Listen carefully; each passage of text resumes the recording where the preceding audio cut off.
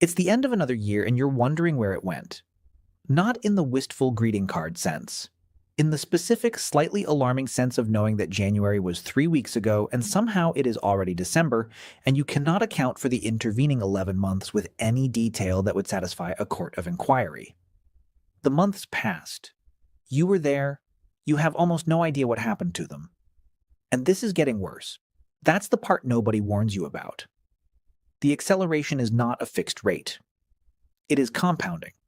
At some point in your 30s or 40s or 50s, you notice that the years are not just going by faster. They are going by faster than they were going by faster before. The compression is ongoing. A year at 40 does not feel the same length as a year at 30, which felt nothing like a year at 20, which was an eternity compared to summer when you were 8. Summer when you were 8 was an epoch. It was a geological era. It contained everything. It lasted forever and was over before it started, and both of these things were simultaneously true because time at 8 is fundamentally different from time at 40. Why? The question is not rhetorical. The answer is neurological, mathematical, psychological, and practical, and it is considerably more interesting and considerably more actionable than most people who ask the question expect. Let's go through it properly.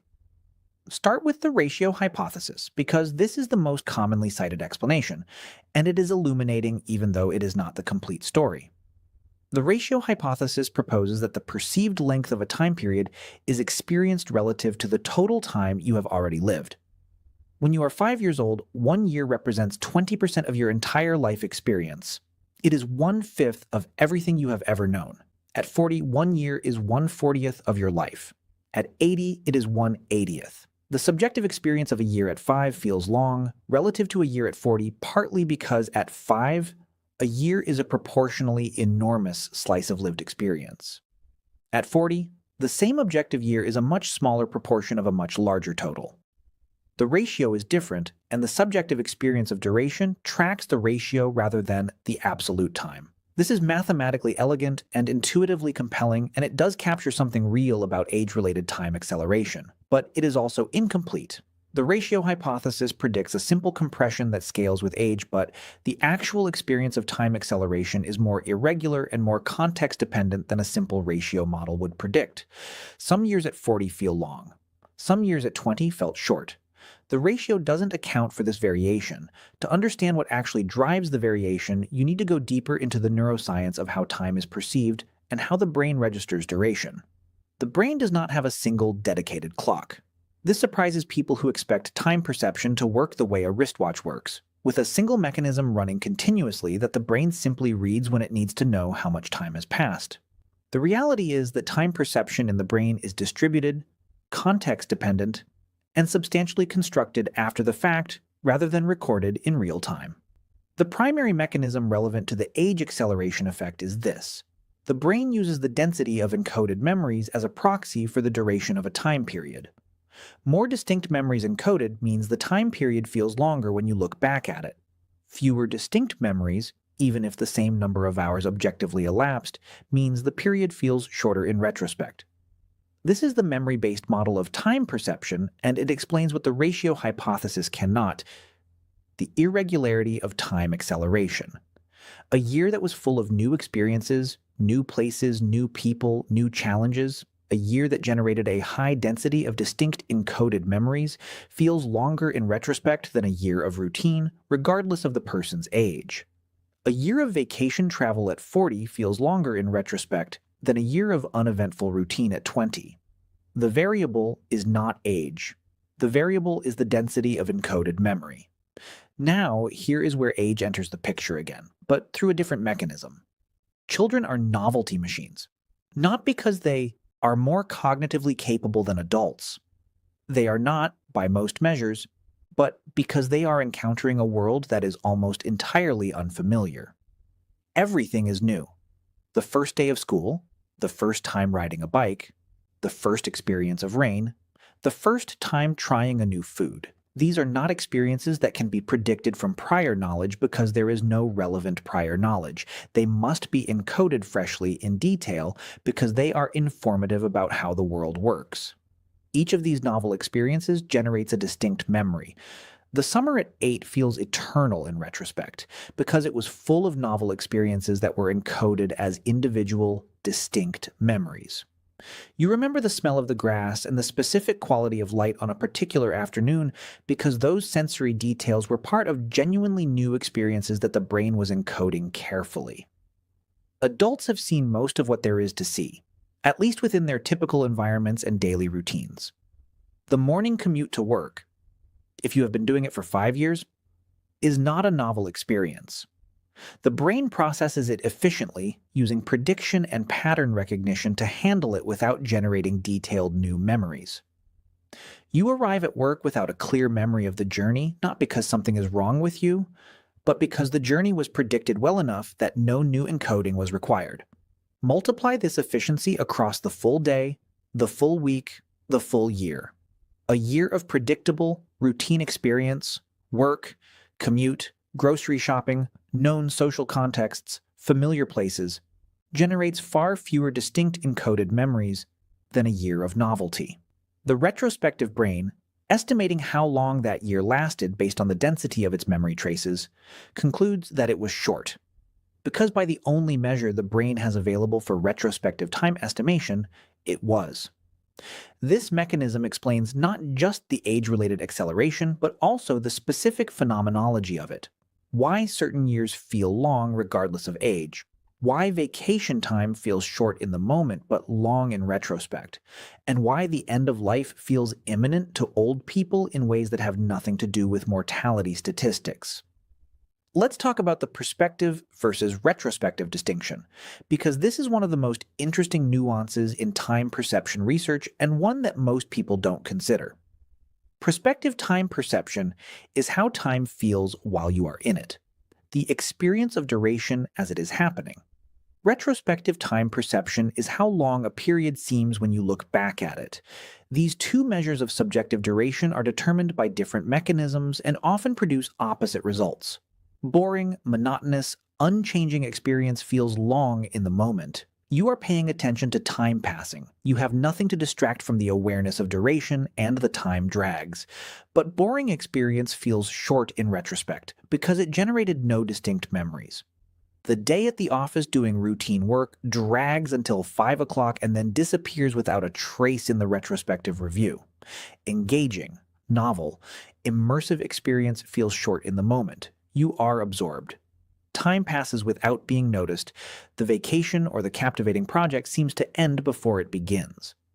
But engaging experience feels long in retrospect because it generated rich, detailed, distinct memories. The vacation week feels substantial in the retrospective review, full of separable moments and experiences that can be individually recalled.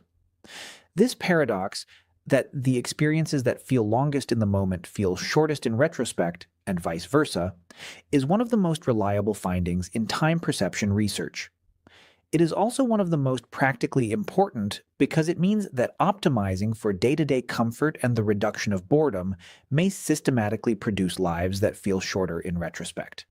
A life of maximized comfort and routine, a life structured to eliminate friction, unpredictability, and novelty is a life that will feel like it passed in an instant when you look back at it. The opposite is not intuitive, but it is supported by the evidence. The lives that feel longest, that feel most full of time, are the lives that contain the most variety, the most novelty, and the most deliberately accumulated distinct experience. Now let's talk about the role of attention, because attention is the mechanism that connects novelty to memory encoding, and that provides the most direct lever for intervening in the time acceleration experience. Memories are formed from experience that is attended to. Unattended experience, experience that is processed but not focused on, that passes through the senses without generating cognitive engagement, produces weak or absent memory traces. The commute that is navigated on autopilot while mentally rehearsing a work conversation generates no meaningful memory, because the attention that would encode the experience was directed elsewhere. Mindfulness, the deliberate direction of attention to present experience, works against the time acceleration effect through this mechanism. When you pay attention to what is happening as it happens, the experience is more likely to generate distinct memory traces. The walk that you actually look at, the meal you actually taste, the conversation you actually listen to.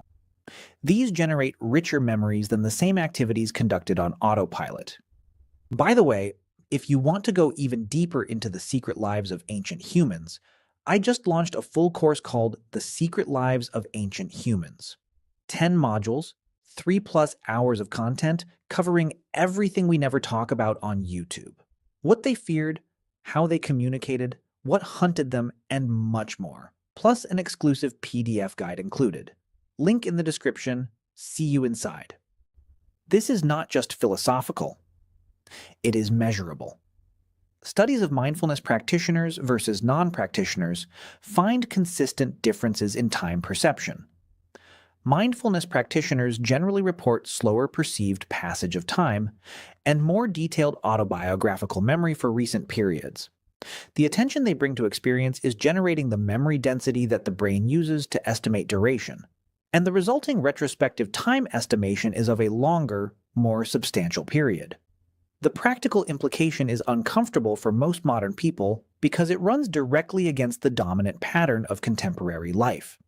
Chronic distraction, the background stimulus that most people maintain through near-constant phone use, background media, and multitasking, is essentially a systematized attention reduction program. It ensures that most experiences are processed without full attention, and therefore without generating the memory traces that would make time feel substantial in retrospect. A year spent with frequent attention divided by a phone generates fewer distinct memories of lived experience than the same year lived with full attention to what was actually happening. The acceleration that people in highly connected, highly distracted modern environments notice is substantially a product of chronic attention division, producing inadequate memory formation across the days and months that constitute the year. Now let's talk about emotional intensity and its relationship to time perception, because this dimension is both well documented and practically important. Emotionally intense experiences are encoded more strongly than neutral experiences. This is a fundamental feature of memory formation. The amygdala, which processes emotional intensity, modulates the encoding process in the hippocampus, which forms explicit memories. High emotional intensity means stronger encoding signal, which means more durable and more detailed memory formation. This is why you remember where you were during major emotional events. Moments of sudden fear, of intense joy, of grief, of love, with a clarity and detail that ordinary moments never achieve. The emotional intensity is directly increasing the memory encoding signal and producing the detailed memory that results.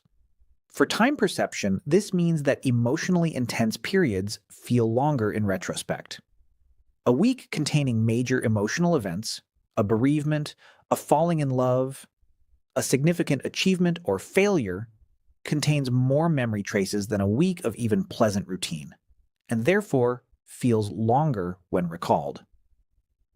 Children's lives are emotionally intense by default, not because children have more intense emotions than adults, though this may be true, but because the novelty that produces new memories also produces emotional engagement.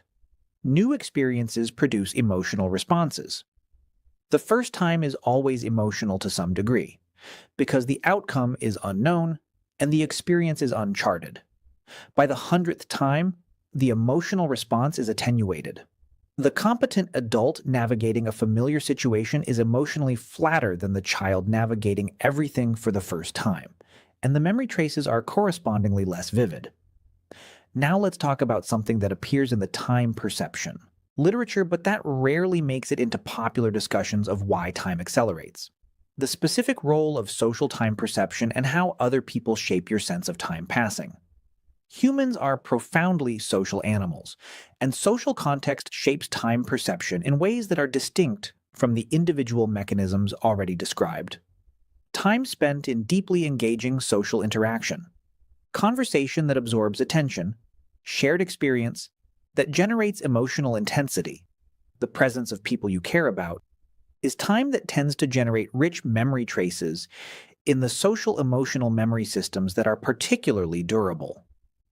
Conversely, loneliness and social isolation distort time perception in a specific direction. Research on time perception in isolated individuals, from studies of cave dwellers in chronobiology experiments to research on the effects of extended social isolation, consistently finds that isolation produces dysregulated time perception. Without the social anchoring that other people provide, the sense of time becomes fluid, poorly calibrated, and subjectively erratic. This social dimension of time perception has a practical implication that is separate from the novelty and attention recommendations. Investing in rich, attentive social relationships is not just psychologically beneficial in the ways that the extensive loneliness research documents, it is also a form of time management in the subjective sense. Time spent in engaged social connection generates the memory traces and emotional intensity that make that time feel substantial in retrospect. The trend toward more isolated, less socially rich lives, working from home, reduced community participation, entertainment that is consumed individually rather than shared, has time perception consequences that compound the effects of routine and distraction. Less social engagement means fewer socially anchored memories, means time feels thinner and more compressed in the retrospective review.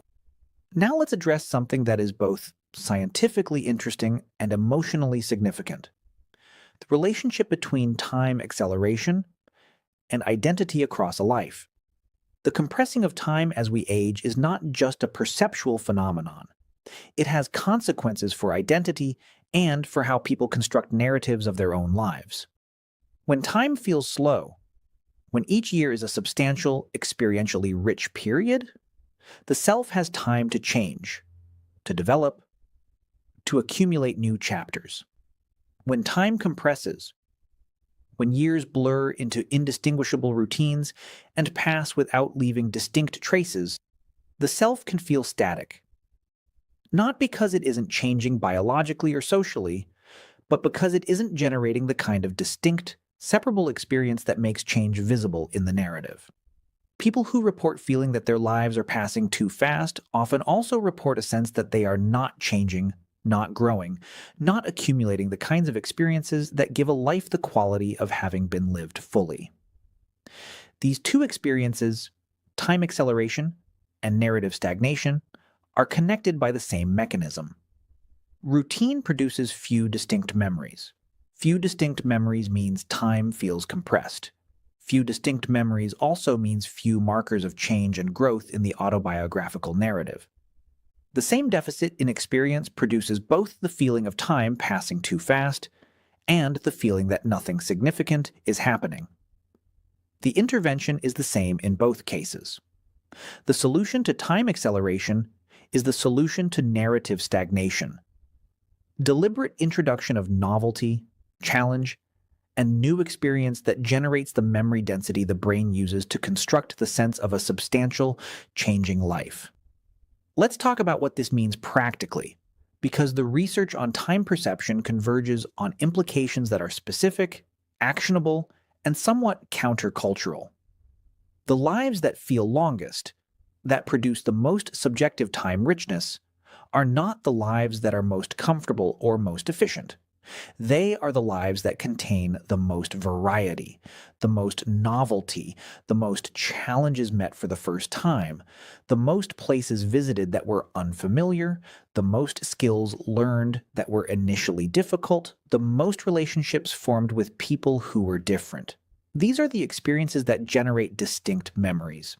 These are the experiences that make time feel substantial in retrospect. The standard life advice of finding your comfort zone and settling into it is, from a time perception perspective, a recipe for a life that will feel very short when you look back on it. Not because comfort is bad, but because comfort produces the routine and prediction that eliminate novelty and therefore reduce memory formation. Learning a new skill, genuinely new, not the incremental refinement of a skill you already have, generates novelty throughout the learning period. Each session is slightly different from the last because your ability is changing. The experience of learning is consistently novel in a way that the experience of competence is not. A musician who is learning an instrument is generating more memory traces per hour of practice than a professional musician playing music they have played hundreds of times. The learning musician's time is richer. Travel is the most commonly cited intervention, and it works for the documented reason: new environments, new sensory inputs, new social contexts, new food, new navigation challenges. All of these generate the memory density that makes time feel substantial. A week in a genuinely unfamiliar place generates more memories than a month of home routine, which is why travel weeks feel short in the moment and long in retrospect, and why the year you traveled extensively feels longer in the rearview mirror than the year you stayed home. The travel intervention doesn't require expensive international trips to work, and this is worth emphasizing because the expense barrier causes many people to dismiss travel as a time enrichment strategy available only to the wealthy. The mechanism is novelty, not distance or cost. A weekend in a town 2 hours from home that you have never visited, eating food you have never tried, navigating streets that are unfamiliar. This generates the novelty-based memory density that makes time feel substantial. The geographic distance is irrelevant. The unfamiliarity is what matters. Novelty can be introduced into ordinary life at no financial cost through deliberate variation of routine. A different route to work. A meal from a cuisine you have never tried. A conversation with a stranger you would normally not engage with. A book in a genre you never read. A physical skill attempted for the first time. Each of these injects novelty into a day that would otherwise pass on autopilot, and each generates the memory traces that make the day feel like something happened in it. The accumulation of these small novelties across a year does not produce the dramatic time enrichment of a year of adventure travel, but it produces more than a year of pure routine, and it is available to everyone regardless of financial circumstances, health, or life stage. And this is ultimately the answer to the question in the title. Time feels faster as you age because the proportion of your experience that is novel decreases as you accumulate experience and settle into the routines that predictable adult life produces. The brain measures retrospective time by memory density. Memory density is produced by novelty and attention. Novelty decreases as familiarity increases. Attention decreases as habit and distraction dominate. Social engagement, which anchors memory and generates emotional intensity, often decreases as adult life becomes more structured and less spontaneous. The result is a systematic reduction in memory density per unit time as life becomes more predictable, which the brain experiences as time passing faster. The good news is that this mechanism is responsive to intervention. The compression is not inevitable. It is the product of specific conditions that are partly under your control. More novelty, more deliberate attention, more challenge, more social engagement, more firstness. The first time doing anything generates more memory than the 100th time, and you can choose to generate more first times at any age. The summer at 8 felt eternal because everything was a first time. You can't go back to 8, but you can go back to first times. That is the closest thing to slowing time down that the neuroscience currently supports.